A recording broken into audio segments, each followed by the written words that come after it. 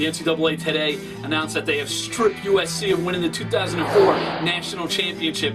But if you ask me, no one's going to care about that. In everyone's mind, even in the school media guide next year, they're still going to be called the champions of 2004. That's not going to change. Reggie Bush, sure, he was a jerk and he did what he did for his own selfish reasons. But in the end, if you really want to punish USC, get that ban going a little bit further. Des Bryant, like a lot of NFL players, seems to have problems with cops. Only in this case, it's a mall cop at a mall. And it isn't the first time. Bryant has actually been in trouble multiple times at a specific mall. And now he's taking his fight to Twitter, saying that he's going to return. LOL. So, Bryant, I ask you this question. Are you an NFL superstar with the Dallas Cowboys or a 12-year-old girl? It's pretty easy to get angry again after reading the tweets made by Steelers running back Rashard Mendenhall that basically blasted America for killing Osama bin Laden.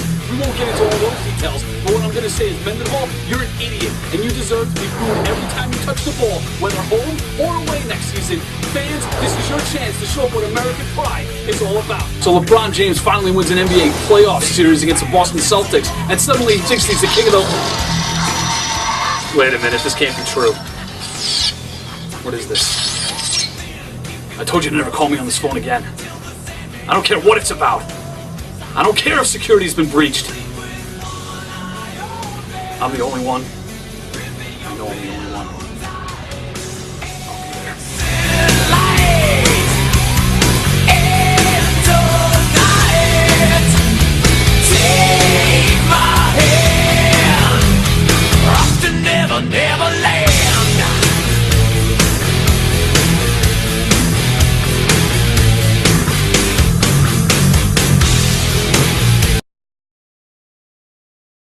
It wasn't the best of weekends if you're an area football fan who roots for the New York Jets or the New York Giants. Two teams who had an opportunity to make statements this season, and both of them let it slip through their fingertips. We'll start with the Jets, who had a tough loss at home to the New England Patriots. It was deja vu all over again for the Jets. You remember last season, late in the year, the Jets went into Foxborough with the AFC East on the line. They got destroyed. They got humiliated.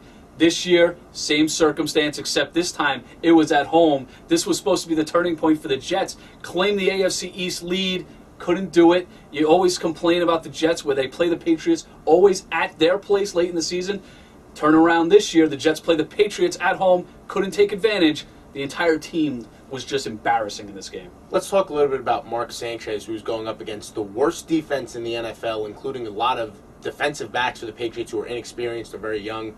They didn't make Sanchez look that good. No, Sanchez should have exploited those defensive backs. He couldn't do it. Santonio Holmes, Plaxico Burress, they're waiting for the ball to be thrown to them. They couldn't do it. Plaxico and Santonio actually had good games in this one, believe it or not. Sanchez did throw for over 300 yards, but most of that was picked up late in the game when the Jets were trying to play catch-up.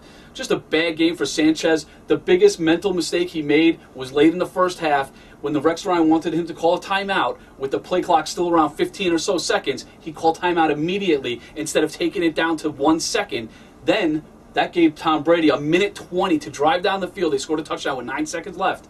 If Sanchez takes the clock down, who knows what Brady gets? Who knows if they even go offense forward in that situation? Maybe they just take a knee and go to halftime. Rex Ryan at halftime called it the stupidest play in NFL history. It was not NFL history, obviously, but it was costly for the Jets. Huge. Second half, everything got exploited from then on. Bigger issues here for the Jets, not only talking about a lack of confidence, but there were significant playoff implications in this game, and the Jets are now on the raw end of that deal. This, in every sense of the word, this was for the AFC Championship. The Patriots and the Jets as well both have pretty easy schedules on the way. Going forward, the Patriots have the easiest schedule by far in the league. The only tough test is at Philadelphia, and we saw Philadelphia is not a very good football team right now. At the worst, the Patriots are probably going to finish 12-4. At best, the Jets are going to finish 12-4. Guess what? That gives the Patriots the division because they own the tiebreaker. How do the Jets rebound from a loss like this to get to 12-4, which they would need to make the playoffs? Well, first of all, it's going to be a tough matchup coming forward. Thursday night, they play the Broncos. That is a very short window of time to get ready for a team, especially with Tim Tebow running the option offense, which is unheard of in the NFL. It's going to be very difficult. The team that the Jets have to look out for is the Cincinnati Bengals, believe it or not. You figure that the Bengals, the Steelers, and the Ravens are all going to be fighting with the Jets for the division lead in the AFC North and the 2 wildcard spots. You figure the Ravens and the Steelers are the class of those 3 teams, so they're going to make the playoffs. That comes down to the Jets and the Bengals. Who would have ever thought that before the season? The Jets still have a very good chance. They're going to have to probably win at least 10 games to get there. The Bengals, it's going to be a tough going for both of those squads. The only good thing for the Jets, the Bengals have a tough road game ahead. Talking a little bit about the Patriots, who played a good game against a tough opponent. They got, again, significant contributions from their tight ends. This is a big bounce-back win for them after losing to the Giants last week. The Patriots, Tom Brady, he knew what to exploit on the Jets defense. That's Eric Smith, that's Jim Leonard, two of the worst safeties in the NFL. Brady attacked them continuously. Gronkowski had a huge day. Aaron Hernandez, not so much. But those tight ends all over the field running rampant. If Brady recognizes how bad the Jets secondary is in the safety position, how doesn't Rex Ryan see that? How doesn't Mike Pettin, the defensive coordinator, see that? How don't the Jets see that? They need to change those two safeties. They're terrible. Brady, doing what Brady does best, he exploited that. They come up with a big win. We talked a little bit about their easy schedule. Do you really see any pitfalls for the Patriots going forward from here? I don't think so. I think the one loss that you might be able to pin on them is at Philadelphia. The rest of the schedule, it's almost like playing a JV team. The Patriots are going to could be even double-digit favorites in each of those games. That's how much better they are than the teams remaining on their schedule. At Philadelphia, we don't know where they're going to be. We don't know what they're going to do.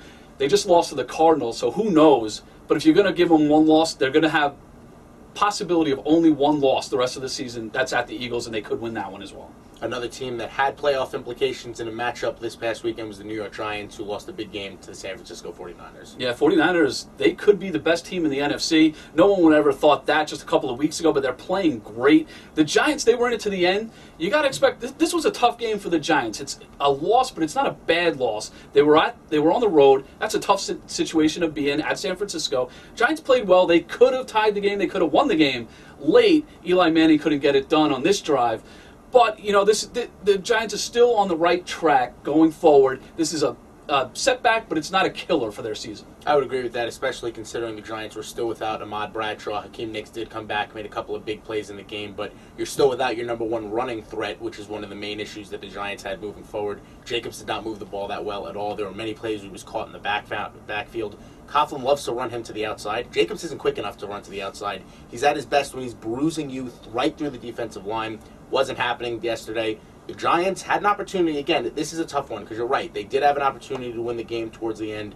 No fourth quarter magic this time. A very, very costly Eli Manning interception midway through the fourth quarter.